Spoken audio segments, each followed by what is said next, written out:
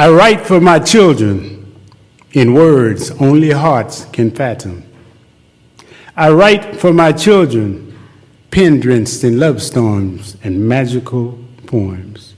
Each alphabet a teardrop, every page a river. I write for my children, no longer can they see my glow.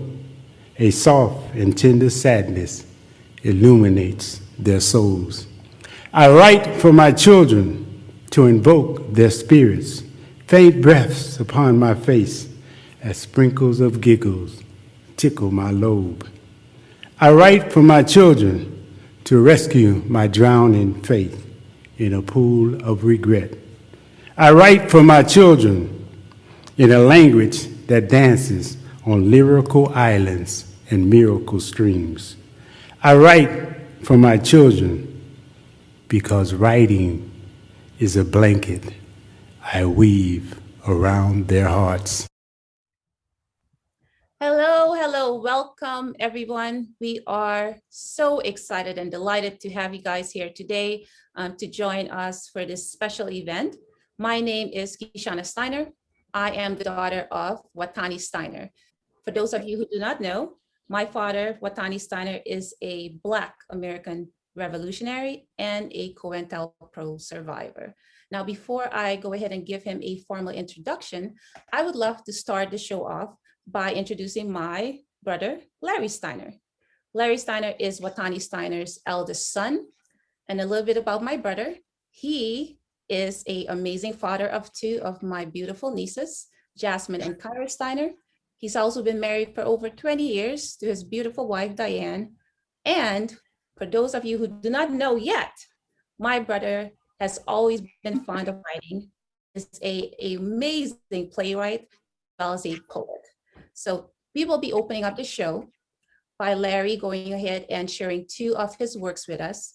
Now, when you do hear him speak, you are going to be intrigued and excited. So I will go ahead and in the chat box, we will place his YouTube link. Please like and subscribe. His YouTube channel is called Poet Larry Love. Now, Larry, big brother, go ahead and take the stage. Greetings, or as we say in Swahili, habari gani. What is the word today? Well, we are here to hear an amazing story. A story about my father, my Baba Watani Stiner. But before we get into story time, I'd like to share a couple of spoken word pieces with you. So with no further ado, here's the first piece. Why now, you ask? And I reply in the form of a question, why not now? And if now is the new back then why not respond now as they did back then, when brothers and sisters used to eat, sleep, and breathe revolution? Why now, you ask again, and again I reply in the form of a question, why not now? And if not now, then when, where, and how do you propose that we respond to the query posed by the inquisitive child seeking to find the answer to the ultimate question? Why did our generation let their generation down? Now, if your parents and grandparents are like my parents and grandparents, then you've heard this phrase. Why put off until tomorrow what you can absolutely seek to accomplish today? In other words, I say, wise up, my people. There's a war against our kind. And my choice of artillery is an educated mind. Because we're outmanned and outgunned, no match for military combat, but the power in our brain is where the real nuclear bomb is at. So let's all stay in contact. Take my phone number down. I know a sister named Harriet with a railroad underground. I know a doctor named King pushing peaceful resistance, believing we shall overcome through prayer and persistence. I know a brother named Malcolm with a different type vibe. Gun in hand, he's at that window and he's peeking outside. 3 different approaches and 3 different styles, but still the same goal. Equality right now, justice right now, liberty right now, and still you have the nerve to keep asking me why now? Why not now will forever be my answer. Let not the disease of procrastination be the new black cancer. Why not now after the Zimmerman jury? Why not now after Ferguson, Missouri? Why not now after Cleveland, Ohio, the church in South Carolina while reading the Bible? There's evil to the Most High's arrival.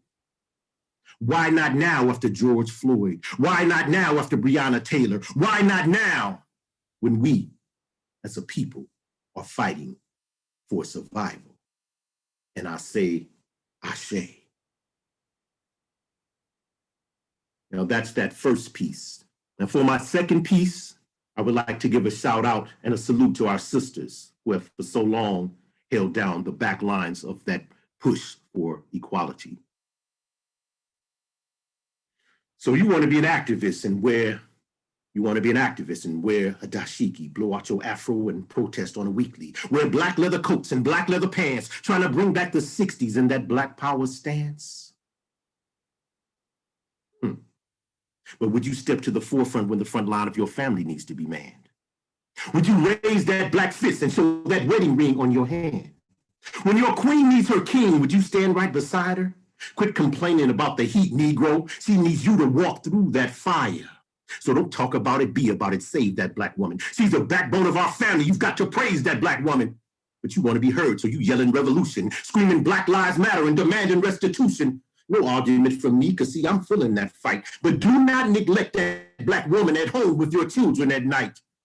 Homework, help, dinner and a snack, bathe and tuck them in. They ask, where is daddy at? She's covering your tracks, telling them that you're at work. Retreats to her bedroom where she cries because it hurts. Why? Because it hurts. Man, you can't even call. She don't know if you're in jail or in someone else's drawers. She's all about the cause, visualizing the bigger picture. She's holding down the home front and wishing she was out there fighting with you. But night after night, all alone she must sleep. The government ain't been overthrown, and brother, you ain't been home in weeks. There needs to be a revolution in the home. But I get it. You want to be an activist and wear your dashiki, blow out your afro and protest on a weekly, wear black leather coats and black leather pants, trying to bring back the 60s in that black power stance. But how militant will you get when you need to make sure that your family is fine? Will you put the movement on pause and dedicate yourself to spending a little bit of quality family time? Would you read to your son, sing a song to your daughter, give your lady a hug and keep your love life in order? The foundation of our fight is rooted in the relationships we have with one another. I'm talking father to mother, sister to brother, friend to friend, and lover to lover. So listen, my brother, please make sure your relationship with your woman is in tune. After all, we want her to bandage our cuts and bruises and not pour seasoning salt inside our open war wounds. 400 years and we've paid a very heavy cost. But what good is winning a battle on the inside when your family becomes the casualty and that war on the outside is ultimately lost? Again, there needs to be a revolution in the home. And I say, Ashe. Thank you.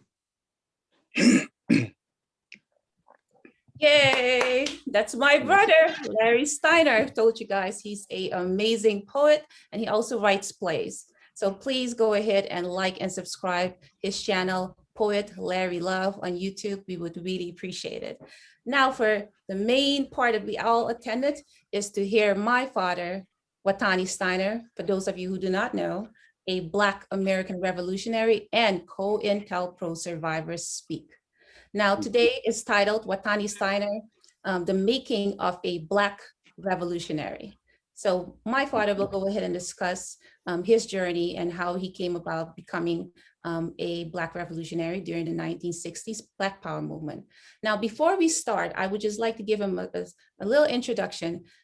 Me personally, I have read and watched several documentaries, read several books that do not match the heart of my father, and the sacrifices he has continued made and continued makes for his family and have made in the past for his family because he loves us, but also the struggles that he had to endure. And not only that, he's also actively involved to improve Black lives in this country by being an activist in his own unique way.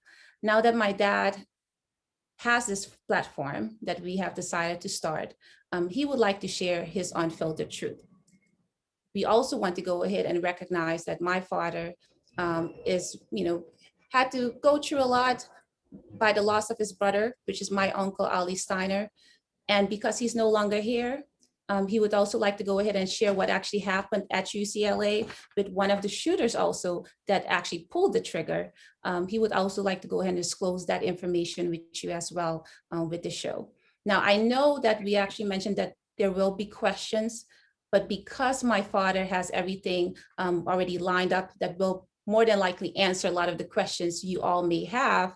We will have a third discussion where we will invite all questions that you may have. So this is part 1 for today. We will have part 2 on March 7th. So I hope to see you all here. Please feel free to invite family and friends to join as well. Part 2 will be more detailed. That will actually go into what actually occurred at UCLA and so forth. So we will send out the invite. You'll definitely see that.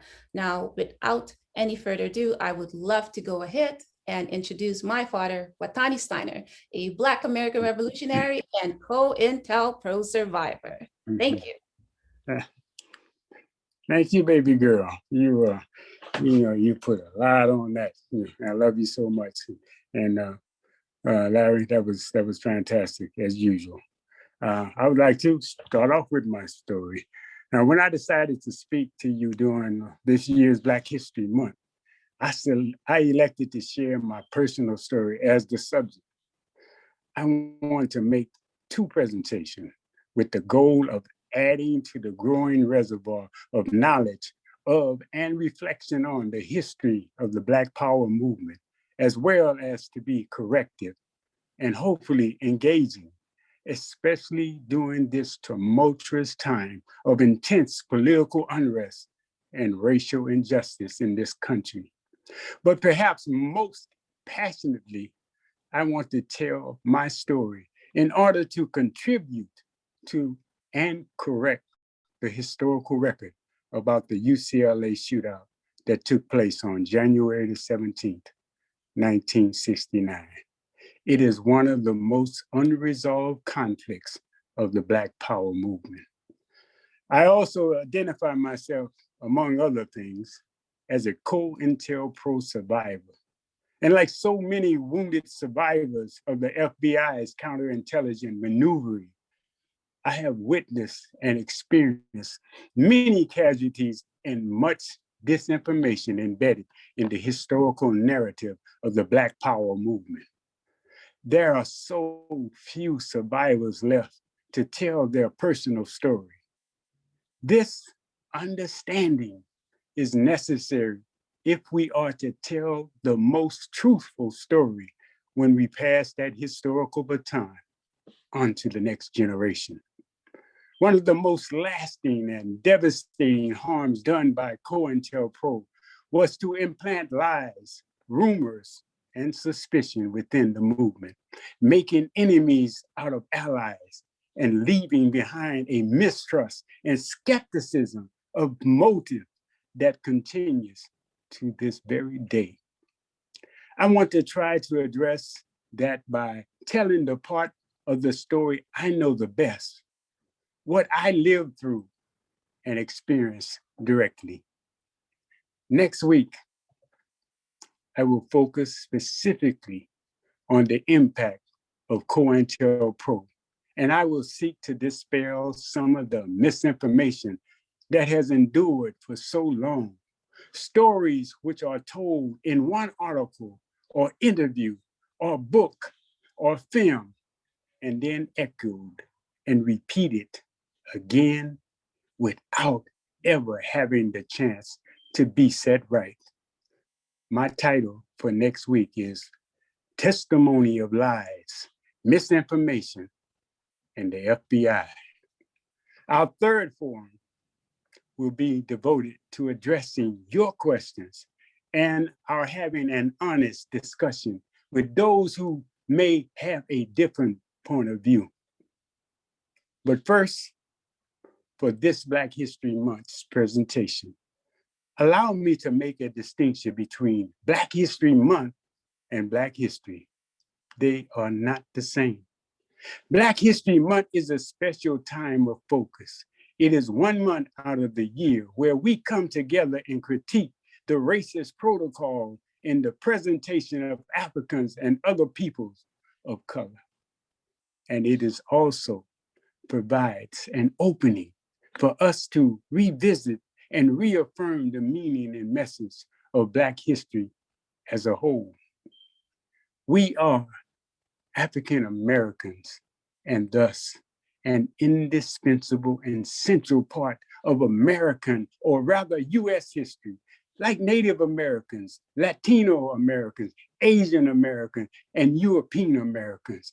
Each of us has our own history, and it is this combination that make up US history. Thus, when these histories intertwine as they are denied and eliminated, this is a real sense, denies and eliminates the very existence of the peoples who make and are these histories.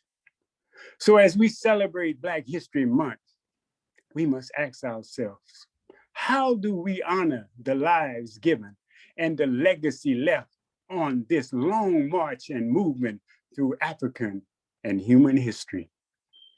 The answer lies in our understanding of our history and history itself.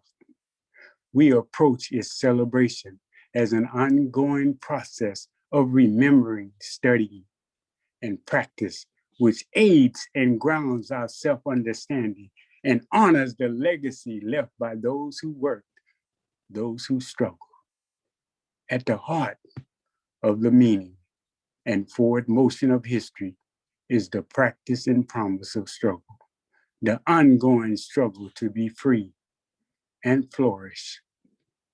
Now, I want to take just a couple of minutes to acknowledge the historical shoulders that Black people and Black history rest upon, to pay special homage to those ancestors who have struggled and made tremendous sacrifices that we may live a life free of domination, deprivation, and degradation. Because whenever we gather, we must always acknowledge and celebrate our struggles for justice in this country.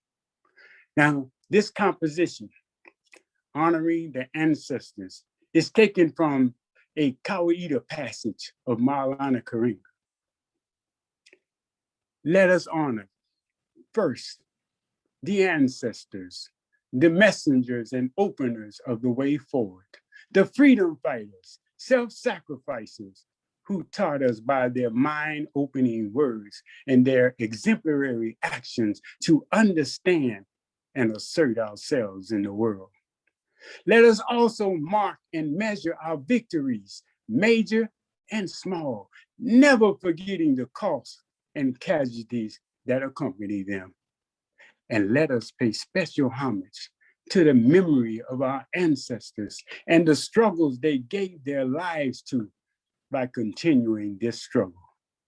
Until freedom, racial justice, and reparations are achieved in this country, everywhere must be a battle line, and every day must be a call to struggle. Ashe, Hotep, Hedi. Now, my story is essentially an African and American story. It is a story about racism, resistance, and resilience. Although my genetic life began in Africa, my conscious life began in the Jim Crow South, in Houston, Texas. I remember the segregated world I was born into, the separate water fountains, the back of the bus, the going around to the back door of Mr. Fontenot's grocery store to buy milk and bread for my mother and my grandmother. I recall the segregated section of the movie theaters and the long, seemingly endless net partitioning the giant sandy beaches, separating the colored folks from the whites. It seemed so impossible that anyone could dream up such a thing as a segregated beach. Yes, I even remember as a child squinting my eyes and peeking through the small holes of the beach net and witnessing all of the little white kids playing in the sand. For me and my siblings, it felt as if they were having so much more fun playing in the sand than we could ever have as Negroes. Now, I tried to make sense of the world around me, but as an innocent child, the only way I could grasp my reality, understand what was going on in this segregated world I was thrust into, was through the holy lens of my religious faith, through the eyes of a Catholic child. After all, why else could we not drink from the white water fountain, or sit in front of the bus, or go places and do what other white kids could do? It was only because that would be a big Black sin to do so. Why else would our parents and other grown-ups go along with it if it were not a sin to do so? God must have intended the world to be this way. To get to heaven, all we had to do was to obey God's commandments, say our prayers, and stay in our place. My greatest fear as a child growing up in the Jim Crow South was that I did not want to commit a sin. I did not want God to get angry at me. I was just 7 years old, just weeks after 14-year-old Emmett Till was brutally murdered, when my mother took us on the Greyhound bus from Texas to California, straight to Watts, a whole new world, far removed from the simplicity of my grandmother's gentle gaze, her praying hands, and her protected morality. 10 years later, and just 3 months after my 17th birthday, I married my high school sweetheart. I graduated from high school, got a well-paying job at a major aircraft company, and I became the proud father of my first son, Larry Joseph Stiner, Jr. That year was 1965. All I needed in order to become an established, upstanding citizen was a house, a white picket fence, and an obedient dog. I guess it would be correct to say that we were well on our way to becoming your stereotypical American Negro family. I was going to establish and experience the American dream. But then something happened. Something happened that would change my life forever. On August the 11th, 1965, racial tension between the all-white Los Angeles police force and local Black residences reached a boiling point. Black motorist Marquette Fry was pulled over and beaten by highway patrolmen during a routine DUI arrest. Does this sound familiar? Police still killing unarmed Black people? This one happened more than 55 years ago. Now, as the crowd gathered around what appeared to be yet another episode of police violence, the baton-wielding officers turned on the angry protesters, knocking one Black woman to the ground and dragging her through the streets. The incident escalated out of police control and ignited into a full-scale rebellion. The 1965 Watts riot, as it would be coined by the media, quickly adopted its own slogan, Magnificent Montague, the morning disc jockey on radio KGFJ, punctuated soulful songs with the phrase, burn, baby, burn, given new meaning by the uprising. It was a call answered over and over by young Blacks who took to the streets in protest.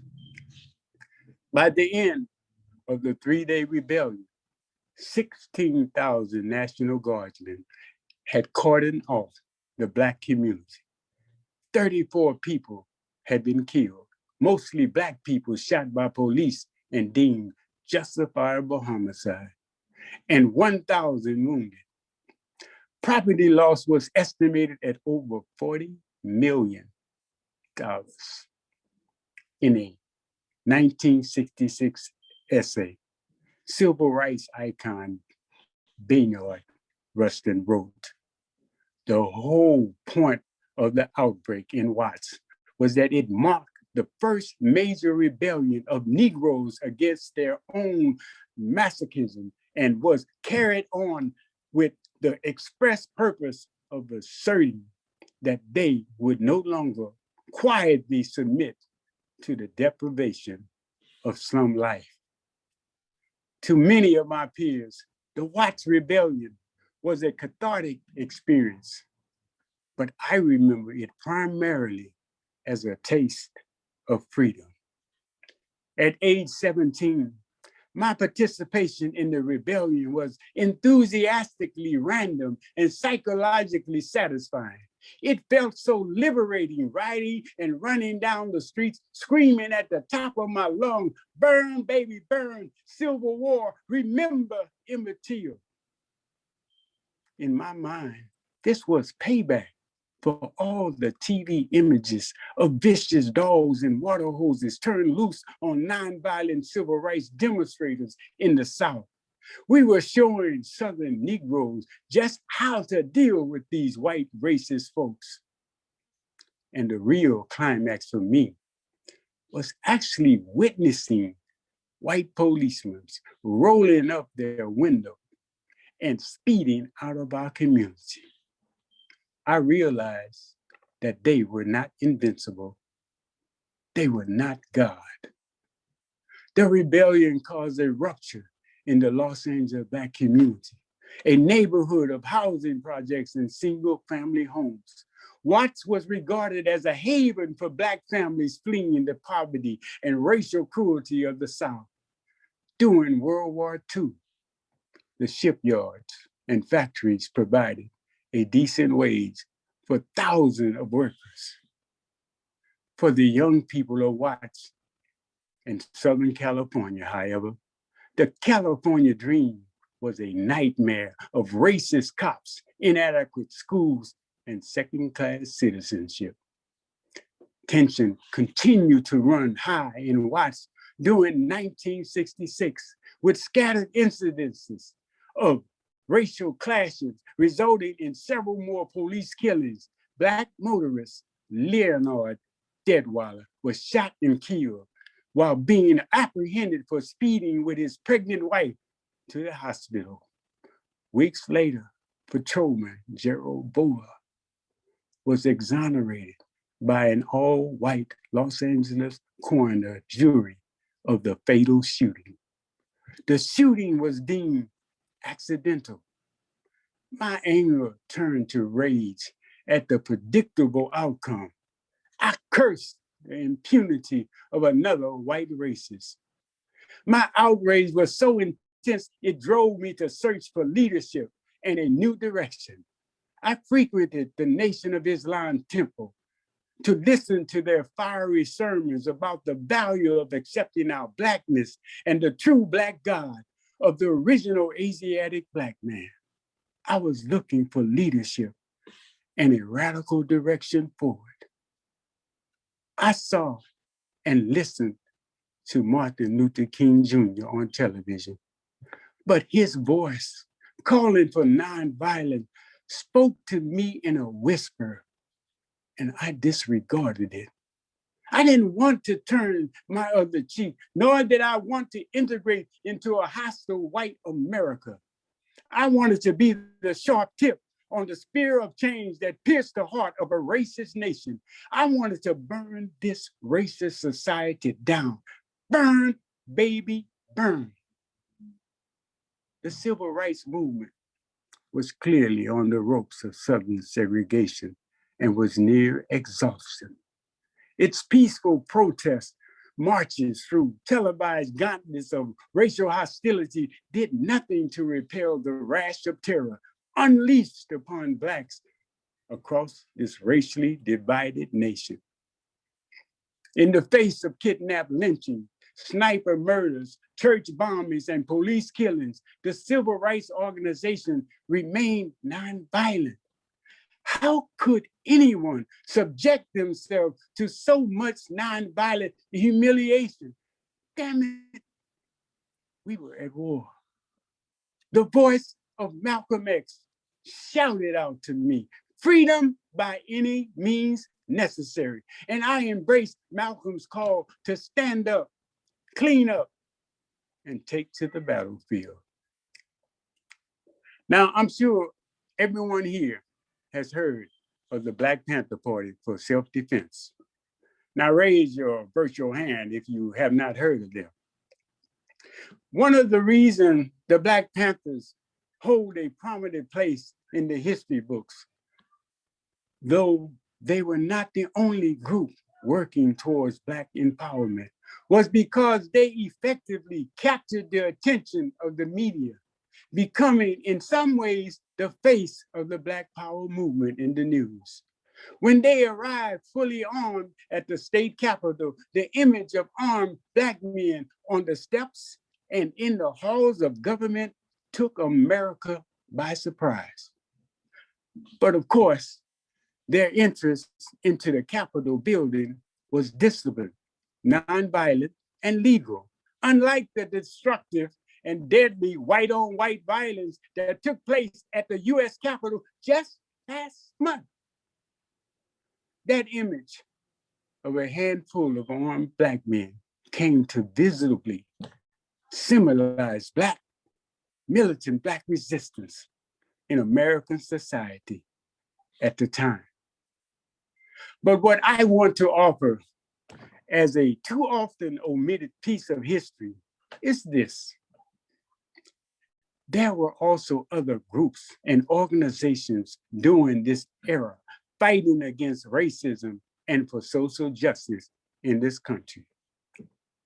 While the larger society had its own complexity and plurality of voices, the Black Power movement itself also was not monolithic, but had a multitude of different perspectives, personalities, and passionate agendas.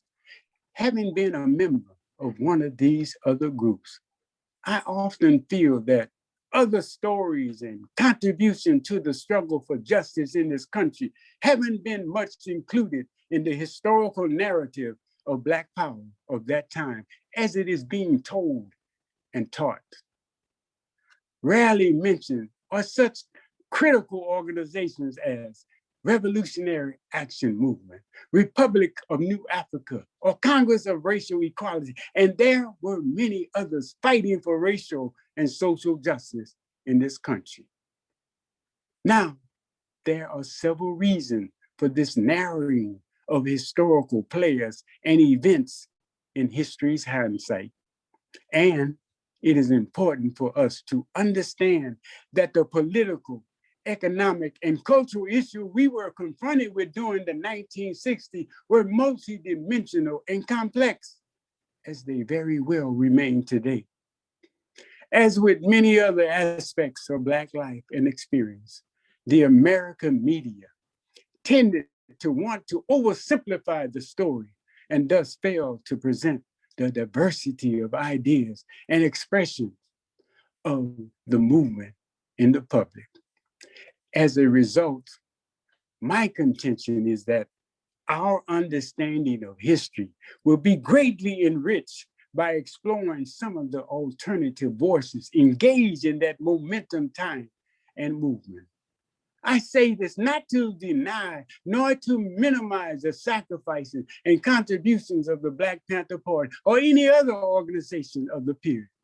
I'm merely mentioning that there were other real and relevant organizations whose contribution to the Black Power movement is worth considering and studying, and who have sometimes been left out of the historical narrative being woven as we look back and seek to learn from our history.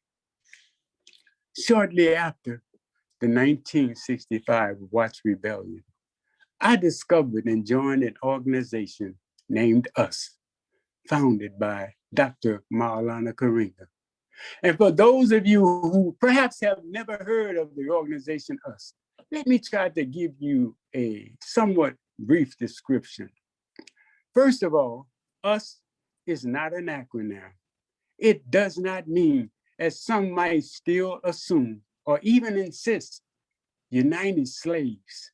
We, as a cultural revolutionary organization, would never, ever refer to ourselves as slaves, united or otherwise. Us is a collective pronoun and stands for us Black people struggling against them white people who wish to deny, demean, and dismiss our humanity. Dr. Maulana Karinga, who created the Pan-African holiday Kwanzaa, a holiday celebrated today by more than 70 million people throughout the world, founded the US organization in Los Angeles in 1965 out of the burning ashes and scattered ashes of the Watts Rebellion in California. It emerged at the same time, historical moment that many such organizations were coming into being. A year later, Huey Newton and Bobby Seals organized the Black Panther Party for self-defense in Oakland, California. The US organization at the time I joined was a Black cultural nationalist organization, primarily concerned with the foundational importance of culture and launching what Malcolm X had urged for our generation when he said, we need a Black cultural revolution in this country in order to unbrainwash a culturally dead people. And by dead, Malcolm was referring to the fact that Black people in this country were kidnapped from Africa, enslaved and robbed of the knowledge of their history, language, and culture.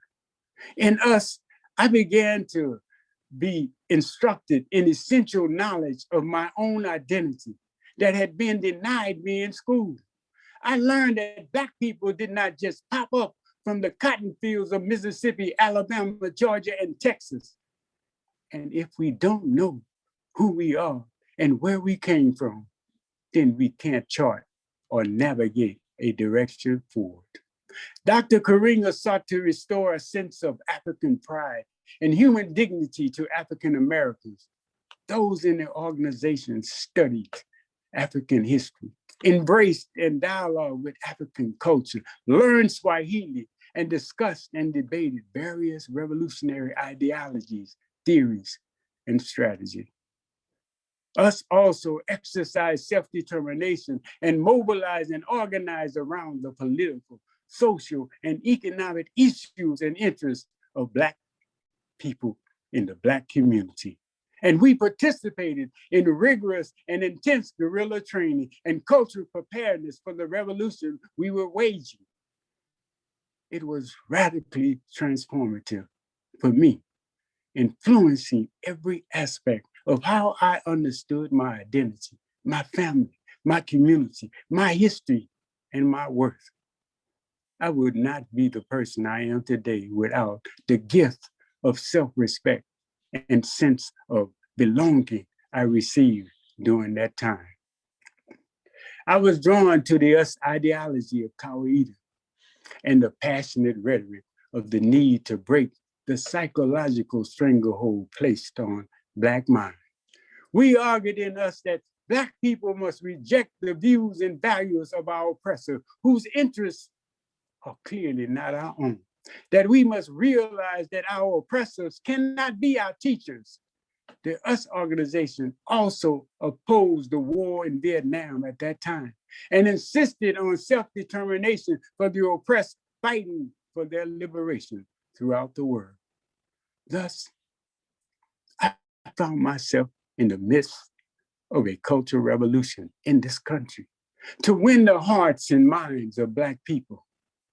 It was our belief in us that if we fail to win the cultural revolution, then we cannot win a violent one. To those of us committed to the cultural nationalist formation, culture was more than African clothes, hairstyles, drums, songs, and dance. For us, culture is the very basis for not only revolution, but also for our recovery.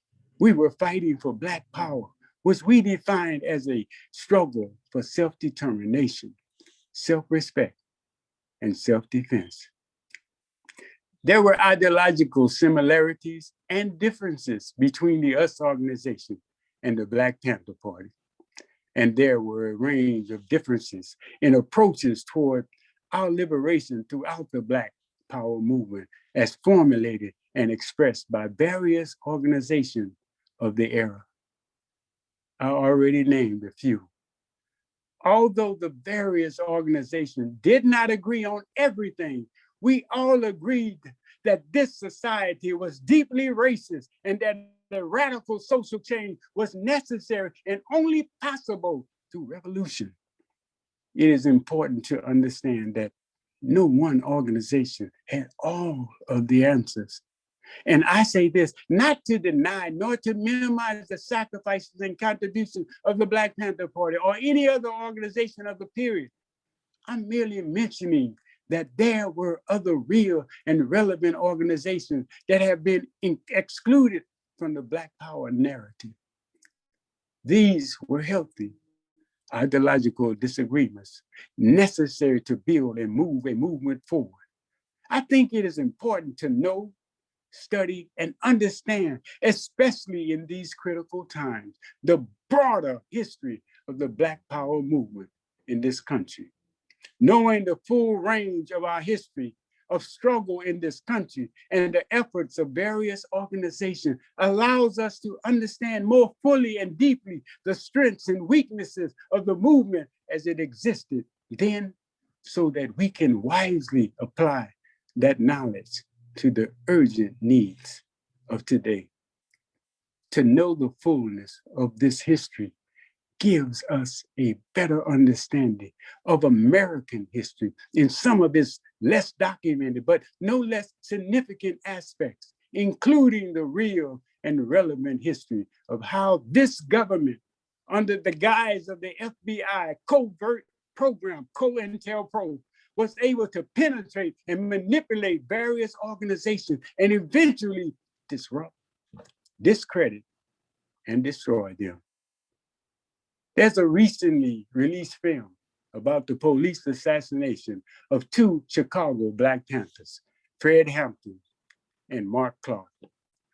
I understand it sheds some light on the FBI counterintelligence program, Cointel-Pro, under then director J. Edgar Hoover. Now, I have not seen the film as yet, but I'm sure by the reviews, something can be learned about this government's role in disrupting, discrediting, destroying, and murdering the unity and lives of those in the Black Power movement. Now, in 1968, under an incipient affirmative action program, I enrolled in a cinematography course at UCLA, awaiting placement in the newly formed High Potential program, a program permitting marginalized students of colors to enroll at the university. Several members of the US organization, as well as the Black Panther Party, attended the university under the new High Potential program. Nearly a year after taking a motion picture production course, I was majoring in political science. Many of the Black female students were living together on campus in the Wavering building. There, Panthers, us members and others, men and women, debated politics, studied together, and socialized. It was an exciting time of friendship, passionate dialogue, new ideas, youthful infatuations, the forming and solidifying of ideals and beliefs. In the evening, members of both organizations recited poetry and gathered around the piano while Elaine Brown composed and sang songs of struggle. Late at night, Tawala, Stadi, and my brother and I would occasionally steal our way up the elevator to converse, listen to music, and even play strip poker with Elaine and her roommates. Tawala and Elaine had a teasing, flirtatious relationship. He pursued her, confronting her at events to confess his desire to tame a Black Panther. She, in turn, made fun of him, laughing at the Fu Manchu mustache he drew down the corner of his mouth to make himself appear militant and older. I could see Bunchy Carter and John Huggins on campus. I would see them wearing towns, free Huey buttons, and leather ambush jackets. Bunchy, who was 6 years older, used to be the leader of the Renegade Slauson, a large street gang on the east side. I lived in Gladiators territory, a relatively smaller neighborhood gang on the west side. Now, it is perhaps important to note that the so-called gangs of the late 50s and early 60s cannot be compared to today's gang with their random and careless disregard for human life. Crack cocaine and automatic weapons had not yet been dumped into the marginalized Black cities of America, destroying whole families and communities. And although there were occasional shootings and some stabbings, the primary mode of violence in what it used to be known as South Central was free for all gang fights, 101 fisticuffs, and a gang whipping if you got caught in the wrong neighborhood at the wrong time. Those encounters usually resulted in lessons, rarely deaths. Still, the formation of gangs created a competitive rivalry amongst groups who really had much in common, a factor which would play out tragically on a fateful day at UCLA. I particularly recall seeing Bunchy several times at the US headquarters after he had earned the nickname Mayor of the Ghetto. He would show up at the US headquarters and recite several of his poems to enthusiastic response. Now Bunchy was the leader of the Southern California Black Panther chapter. In 1968, San Francisco State University established the first Black Studies program in the country. That set in motion a wave of campus demonstration for ethnic studies at several universities and quite a few high schools. In an attempt to prevent protests before it started, the administration of UCLA relented and endorsed a Black Studies program. In late December 1968, there was but one candidate for the position of director of UCLA's Black Studies program. The US organization recruited and supported Charles Thomas, who was the education director of the Watts Health Center, for the position. The Black Panther Party, however, wanted a more democratic process and a candidate more in keeping with their views and philosophy, which had a somewhat different emphasis and overview or worldview. Charles Thomas was eventually selected by a community advisory board as tentative head of the program. But when classes resumed after the Christmas break, other students now supporting the Panthers' call for a more democratic selection process objected to Thomas being appointed, even tentatively. Relations between us and the Panthers, fueled partly by petty squabbles off campus, deteriorated further. An attempt by Karinga on January the 15th to resolve the matter only seemed to exacerbate the tension on campus. Many previously uncommitted students began to align themselves with one of the two groups. UCLA was fast becoming a hotbed of tension between us and the Panthers, both vying for student allegiance and support for their respective positions. Intimidation was not an uncommon ploy of both organizations. Anonymous phone calls and rumors of target assassination plots against members of both organizations began to circulate with greater frequency as the scheduled January 17 meeting neared. How much of this tension was externally induced by the FBI through Cointel-Pro is still not fully known today, though it is known beyond a doubt that the FBI was at that time sending forged letters and humiliating cartoons and messages to both organizations, to both groups, signing them as if they had been sent by leaders of the other group in a deliberate attempt to create disunity, distrust, and resentment between the groups. Now, on November the 25th, 1968, FBI Director J. Edgar Hoover sent out a memo concerning the US Panther ideological hostility. I quote from that accessible document. A serious struggle is taking place between the Black Panther Party and the US organization. The struggle has reached such proportion that it is taking on the aura of gang warfare with attendant threats of murder and reprisals.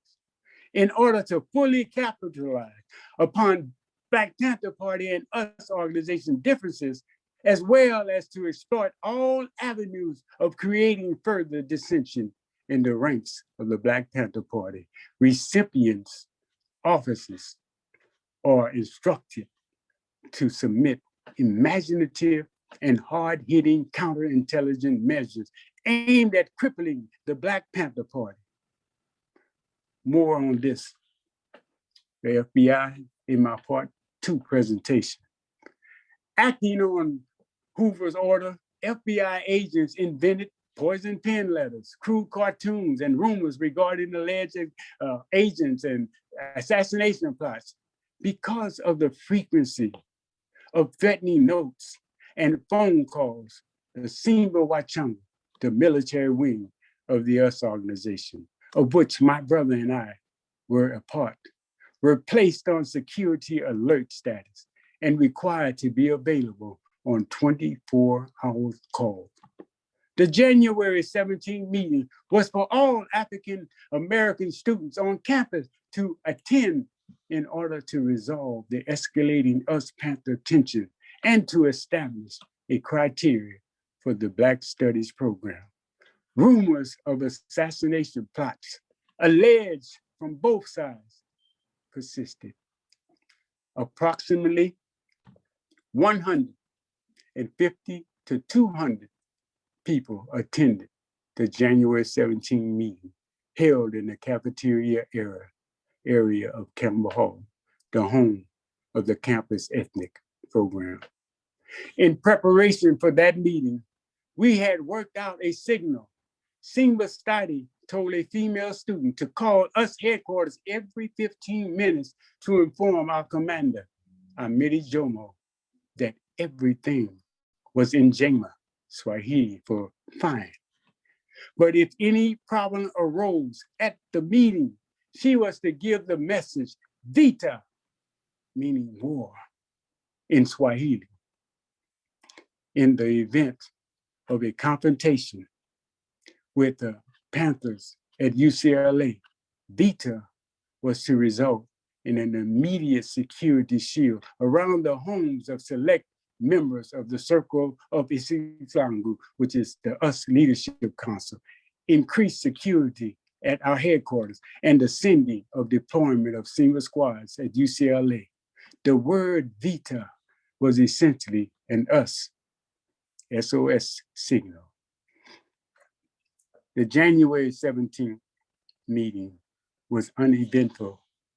After 2 hours of debate without reaching consensus, the meeting adjourned around 2:30 p.m. As people were beginning to leave, US member Harold Jones Tawara, according to Elaine Brown's testimony, accosted her in a hallway just outside the cafeteria. According to Brown, in her autobiography, A Taste of Power, a Black woman's story. Tawala said, "You need to watch what you say, sister." Though Elaine was in line with the Panthers, her relationship with us had never been adversarial. On the contrary, we were all friendly with one another, at least on campus. I had observed Tawala re-enter the cafeteria, returning to a security post he should not have left, a post he had been assigned to by the military commander of us due to the high tension situation of the meeting. Directly behind him, just outside the doorway, I could see several Panthers gathering in the hallway, a few of them carrying briefcases. Outside in the hallway, Bunchy had asked Elaine what Tawala had said. Although Elaine asserts that she tried to brush it off as insignificant, Bunchy became enraged by what he heard as Elaine being disrespectful about Tawala. According to Elaine's memoir, she went upstairs to find another Panther, Joe Brown, TV's future Judge Joe Brown. Bunchy and John, along with Albert Armour, hurried to the cafeteria to confront Tawala by his disrespect of Elaine. They found him sitting in one of the chairs near the doorway. The cafeteria was large, and I was at the other end when I looked over towards the commotion and saw Bunchy pulling furiously on Tawala's coat as John and Albert unleashed a flurry of downward blows to his head. I could see that they had something in their hand. Immediately, I abandoned my conversation with another student and hurried over to assist Tawala. But before I could reach them, a loud "fuck you" claimed the air, followed almost simultaneously by an even louder blast of a gun. After John had discharged his weapon, sending the unsuspecting crowd of students into a frantic state of panic, us member and Sima Wachung, Claude Hubert, Shochezi, stepped inside the doorway and within seconds fired his gun in the direction of the three Black Panthers scuffling with Tawala. I quickly dropped behind a table that had been knocked over during the scramble for cover. Normally, as a Sima, I would have been armed, but because my brother Ali and I were out on bail for an unrelated incident, we were both prohibited from carrying a weapon.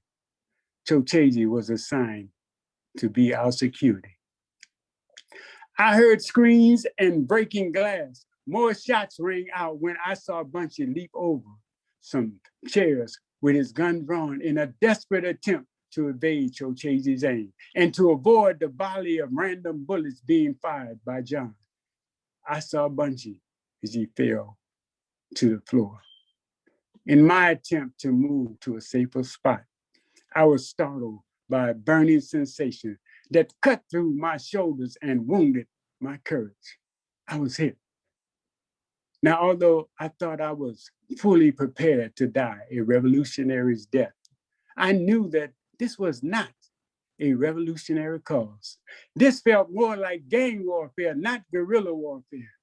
I never imagined in my training and military discipline in the service of us that I would see our use of force played out on other allies in the movement.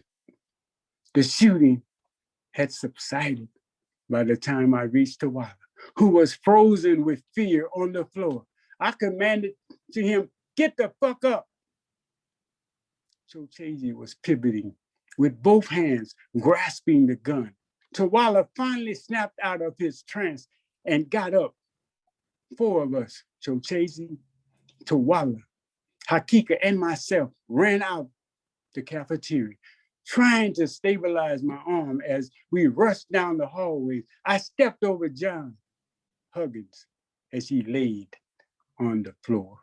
Shots were still being fired. My brother Ali did not leave with us. Later that day, we would be shot to hear on the radio that both John Huggins and Bunchy Carter were killed that afternoon. One of the deceased, John Huggins, was the 24-year-old husband of Erica Huggins. She was at home with their 3-week-old daughter when she first heard about the killings, and Bunchy's son would be born just 3 months later. The police arrived at Campbell Hall about 10 minutes after the shots were fired. No one was there except for Joe Brown and Bunchy and John, who were both dead. John's briefcase recovered at the scene held a black holster and 30 rounds of .357 Magnum ammunition. Bunchy's briefcase contained a clip with 7 rounds of .45 caliber ammunition. A .44 Magnum revolver was found outside of Campbell Hall, registered to Joe Brown. No weapons were found on or near the bodies of John and Bunchy. There were more than 13 shots fired in that cafeteria. I was wounded by 1 bullet to the shoulder. John and Bunchy were shot, 1 bullet each. Now the unresolved issue is, who fired the other 10 shots? Another yet unanswered question is, who removed the Panthers' weapon from Campbell Hall? And what was Joe Brown doing in the room alone when police showed up and questioned him? What did he tell them and the grand jury that indicted my brother Ali and me? The Cointel-Pro documents proving that the FBI was clearly behind the scenes in creating and fanning the animosity between the US organization and the Black Panther Party would not be seen until many years later. Their unseen involvement and their secret celebration of their victory is in moving us and Panthers into a lethal hostility multiplies the tragedy that the incident on January 17th, 1969 on the UCLA campus was not an assassination plot by us members. It was a spontaneous shooting precipitated by an insignificant altercation between Elaine Brown and Tawala, an altercation that need not and should not have been responded to with weapons on either side because of the constant assassination plot rumors and fake humiliation, tensions and tempers ran high. And the military mindset that both groups deeply embraced created an opening for the FBI to leverage against each other to tragic success. Following the shootings, Elaine Brown, Geronimo Pratt, and the other Panthers returned to their homes and began relocating weapons they had begun acquiring for self-defense. Before they could finish, the police arrived, arrested 17 Panthers, and confiscated armaments, including a homemade bomb, shotguns, and pistols. The claimed justification for the search was that the police wanted to prevent retaliation. But when you take into account the FBI's memo dated November the 25th, 1968, 2 months earlier, urging police to capitalize upon Black Panther Party and us differences, it's clear that there was an urgent agenda being pushed by J. Edgar Hoover and the FBI. 12 of the 17 Panthers arrested following the deaths of John and Bunchy were ultimately charged with possession of deadly weapons and conspiracy to commit assault.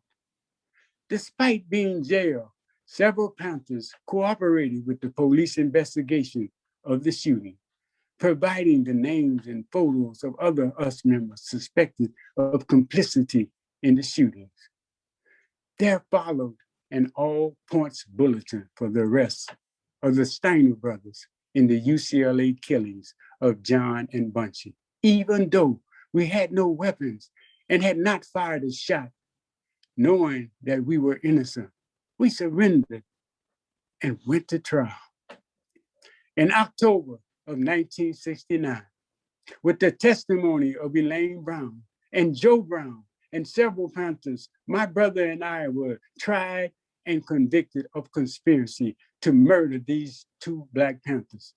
Based on the prosecution's weak theory and no real evidence to prove such a conspiracy, my brother and I were sentenced to life in prison for conspiracy to commit the murder of John Huggins and Bunchy Carter. Unbeknownst to me at the time, this would be the beginning of my Cointel-Pro ordeal. It was certainly within the mission of Cointel-Pro to destroy any possibility for collaboration between us and the Panther, and to arrange for as many leaders and members of the various Black Power organizations as possible to be imprisoned, driven into exile, or killed. It saddens and angers me that to this very day, that false narrative promoted by COINTELPRO and fueled by the vicious character assassination, disinformation, and conspiracy theories continue to be believed and put forth as fact, further perpetuating this government's success and weakening the potential cooperative strength of a unified movement. At the time of the UCLA shooting, I was a warrior for the revolution, and I was willing to die for the cause. This warrior mindset is essentially militaristic and confrontational. It is commandist and combative, and it is a mindset that finds justification in violence and accepts casualties of war over preservation of life. We were at constant war with our oppressor and had cultivated a warrior mindset. This mindset was not uncommon amidst various parts of the Black Power movement. It's not difficult to understand how it came to be.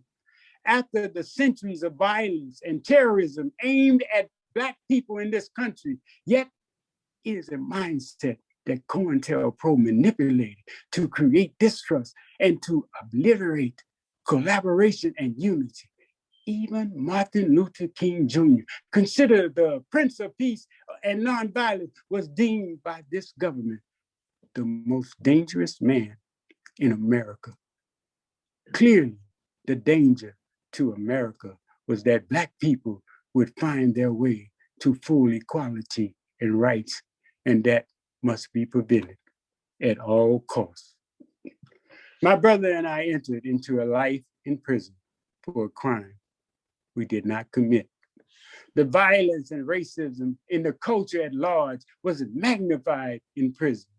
Due to our outspokenness and politics, my brother and I found ourselves the target of racist prison guards who were setting up prisoners to be killed. We realized that our lives would soon end if we stayed in prison. After an unsuccessful attempt on my life, we began making desperate plans. With the help of a sympathetic Black prison guard and a vocational counselor at San Quentin State Prison, who knew that our lives had been targeted by racist prison guards, my brother and I managed to escape from San Quentin in 1974 during an overnight visit from our parents in a lower security area of the prison. 5 years after we were convicted, secretly coordinating with a cultural nationalist organization on the East Coast, my brother and I embarked on a wild adventure involving being disguised as priests, nights spent sleeping in the back of a windless van, and many anxious moments looking over our shoulders and wondering when we would see our children again. Eventually, we made our way to Florida and left the country. Our escape and all its extraordinary details and drama is an amazing story in itself, but there is just no time for it today. Hopefully, we can address and discuss some of this after we conclude part 2, or you could wait and read all about it in my book. Suffice it to say, I fled the country to South America, where I lived in self-imposed exile for 20 years. I lived in the Cooperative Republic of Guyana for 6 years before crossing the border to the Republic of Suriname. During my time in South America, I became the father to 9 children and made a way and made a life as a family man and provider. The journey I had begun of understanding mine and my ancestors' history and identity continued to be formed in new ways in Guyana and Suriname, places that had been the refuge of many escaped slaves over the centuries. In 1994, 2 decades after my escape from prison, I could no longer provide for my family in a country increasingly torn by political and economic strife. The country of Suriname had experienced a military coup and was entrenched in a civil war. I became extremely concerned for the safety and welfare of my children. So I decided, after conferring with my wife, that I would walk into the US Embassy in Paramaribo, Suriname's capital, and negotiate my surrender to US authorities. After confirming with the Justice Department that I was indeed the Larry Joseph Steiner who had escaped from San Quentin State Prison in 1974, Agent Ames assured me that my family would be provided for and allowed to travel to the United States. I signed a surrender agreement that I would waive extradition and was assured that my children were legal US citizens and would be permitted to follow me to the US on the same plane I was on. Any children of American citizens born overseas are automatically US citizens themselves. It was also arranged for my wife, Nisha, to apply for a visa as the spouse of a US citizen. The embassy sent a cable to Washington stating that my reason for surrendering was concern for my family. The office of Congresswoman Nancy Pelosi also became involved. We drew up a document that we all signed. I was relieved that my children would be rescued and permitted to come to the United States and receive the necessary care that I could not provide. I also received assurances that the Department of Health and Human Services would pay the cost of flying my family from Paramaribo to the United States. These events convinced me that my family would indeed follow me to the US on February the 4th, 1994. I surrendered to the custody of a US Justice Department official. As we got on the plane, I protested that I had been promised that my family would fly with me. I was assured that it was simply a matter of getting them on another flight and not to worry. I was flown to Caracas and then to Miami. There, I was turned over to domestic agents of the Justice Department for my return to California. I was provided further assurances that my family would be cared for and allowed to immigrate immediately. However, once I was back in the United States, I was told that my family had been denied permission to enter the country because they lacked the resources to support themselves without government assistance. By then, I was back in custody, facing a trial for escape and a return to prison to resume my life sentence. So you see, I have some personal experience and knowledge about the issue of immigration and why someone would choose to come to this country. I certainly did not come I didn't choose to return to the US because I wanted to go back to prison. My desperate choice to come to this country, like many immigrants who come to this country, was because I wanted my family to be able to have the essentials it needed for survival: food, safety, medical care, shelter. I came back because I love my children more than I hate my incarceration. Upon my return to California, I was taken to Marin County Superior Court, where I faced the charge of having escaped from San Quentin in 1974. Not surprisingly, the jury took less than 3 hours to convict me. I was returned to San Quentin to resume my life sentence. During my years in exile, the US prison system had undergone a draconian transformation from at least some semblance of rehabilitation of prisoners to years of warehousing them in the name of punishment. The parole board responsible for recommending prisoners for parole consisted of an arbitrary panel of political appointees, completely beholden to governors who are on the payroll of a powerful prison union. The punitive political climate spawned a mass prison industrial complex, unparalleled in this nation's history, or in the world for that matter. In 1974, the year I had escaped, the total prison population of California was less than 25,000. By 1994, the year I surrendered, that number had skyrocketed to more than 100,000 and up to more than 123,000 in 2020. At my first parole board hearing, the commissioner described me as a racist and domestic terrorist and found me unsuitable for parole. And according to their assessment, I would pose an unreasonable risk of danger to society if I were released. 7 subsequent hearings resulted in those same terrorist accusations. I was not going home anytime soon, and in fact, would spend an additional 21 years in prison, while my children, whose safe passage had been promised to me in writing by the State Department, languished in brutal and traumatic circumstances for another 11 years after my departure.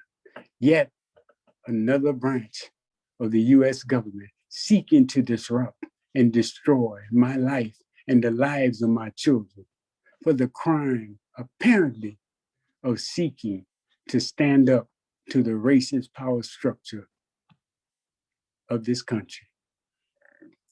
Now, in conclusion, I want to provide you with some background of my life journey before sharing with you what I have discovered about the FBI counterintelligence program and, in fact, the impact both of the Black Power movement as well as me personally. In my next presentation, I hope you will join me in the sharing of what I have learned about Cointel-Pro since my return from exile in 1994. While in captivity, I was able to obtain my 1969 court transcript, as well as my FBI files under the Freedom of Information Act. The 1975 Church Committee hearing revealed the diabolical and deadly tactics of the FBI and how they aggressively fomented and exacerbated the war between the US organization and the Black Panther Party. The crippling and deadly impact of the FBI's assault have endured and continues to be a destructive weapon against our movement for racial and social justice today. It is something we must all acknowledge, extract the lessons, and pass on to the younger generation. I feel a tremendous sense of responsibility to the next generation to pass on both the inspiration and the strength I have received from my own lifelong education as well as to humbly acknowledge and speak truth about my and our failures and weaknesses. I hope that making this effort to tell my story serves the larger struggle so many have sacrificed for. Thank you for listening. Asante. Thank you so much, Daddy. Yay! That was powerful. We really needed that. Now, for those of you who thought that you actually knew something about Black history or Black Panthers and the Us, think again. All of you that thought that, Judge Joe Brown was, speaking his truth and writing his truth, we will be inviting him over here so he can also go ahead and share his part to this story. So that's what the Steiner family does. We do not hide from the truth. So he will be invited to speak his part. I would also like to go ahead and point out that if any of you are interested in, joining us for part 2, please make sure you go either to our website, stillbarsandrealscars.com, or send us an email, stillbarsandrealscars@gmail.com. So we'll go ahead and send you an invite for that with further details. Now, also, I would also like to point out, we are planning on doing a podcast. So we are interested in having you attend it as well. And we're looking about probably 60 days from now to start that. So if you would like to go ahead and donate, donation information will be also sent to your email or on our website as well, and on our Facebook page. So I really would like to thank you guys all for attending and listening. My father and my family and I are very happy and delighted to have you all here. I would like to go ahead and close the show by having my brother, Larry Steiner, share one of his another amazing poems with us.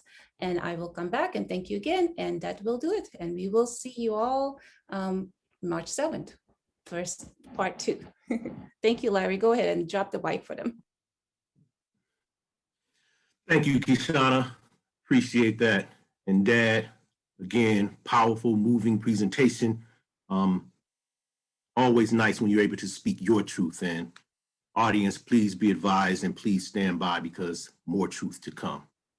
I was 3 years old when my father was first incarcerated, 8 years old when he escaped from San Quentin. At that young age, I questioned whether I would ever see him again. So this piece was written with that mind state.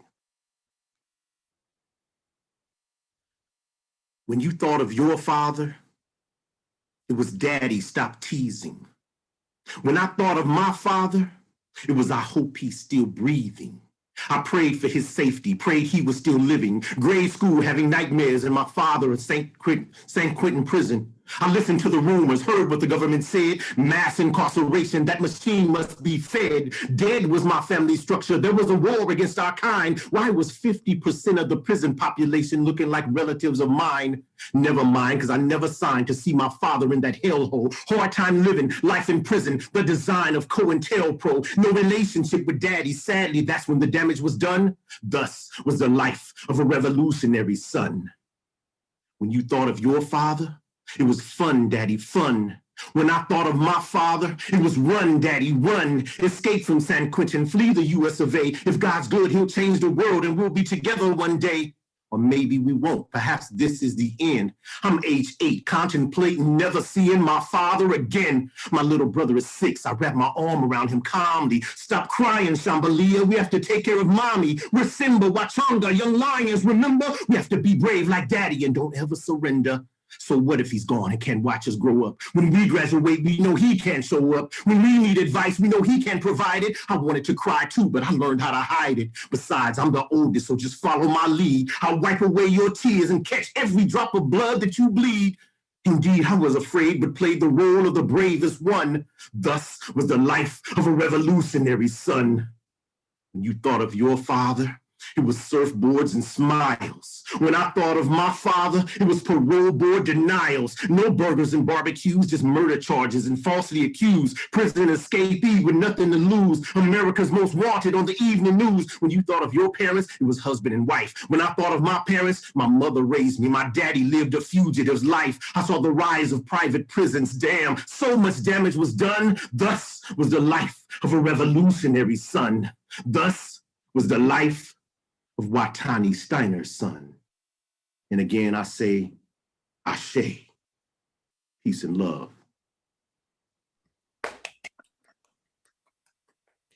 Thank you, Larry. Thank you, thank you, thank you.